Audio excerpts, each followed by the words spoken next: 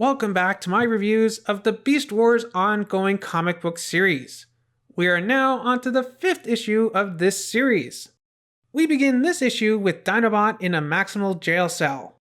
Oh wait, Optimus says that it's not a jail cell, it's a holding area meant for malfunctioning protoforms? Which seems really weird that you'd have an area specifically for that. You could have just said it's the Brig. Most ships do have a Brig, I think. But this does kind of remind me of when Dynabot woke up in the CR chamber and thought it was a maximal torture chamber, which funnily was also in the 5th episode of the cartoon, Chain of Command, which I will be reviewing this week as well, so be sure to check that out. Dynabot then makes a comment about challenging Optimus for command, which of course sounds like a nod to the 1st episode of Beast Wars, in which Dinobot challenges Optimus Primal to a fight to the death in order to take leadership of the Maximals. While talking to Dinobot, Nyx mentions how she went to university with a Predacon, which, for one thing, reminds me of my own time in post-secondary school. But I also can't help but think how cute it would be to see Nyx in school. Aww, she'd be so adorable.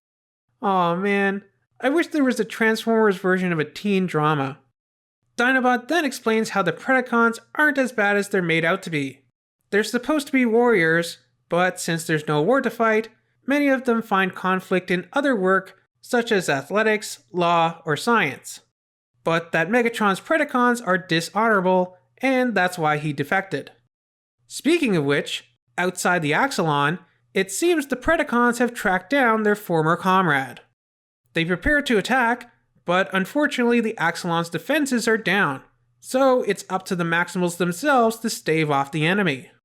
As the Predacons attack, we see that Pterosaur is using his shoulder cannons this time, not the arm blasters that we previously saw him use against Nyx, which he didn't have in the show.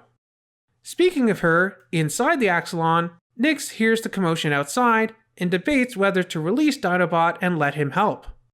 Meanwhile, Tarantulas has infiltrated the ship and attacks Rat Trap.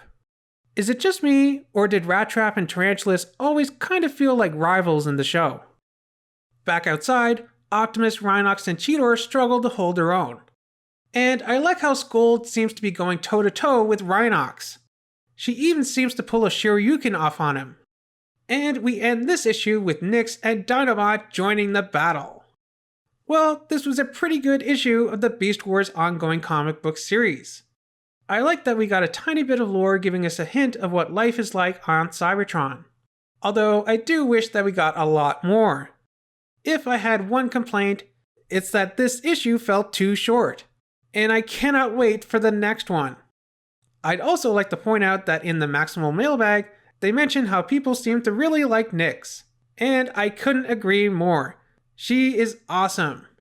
And I too hope that she and Skull get some kind of Kingdom-style figures in the near future.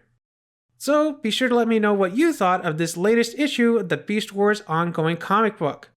Remember to like, share, and do all that other fun stuff. And I'll see you back here next time for what will apparently be the epic conclusion to this first chapter of Beast Wars, known as Savage Landing. So, see you back here next month for that.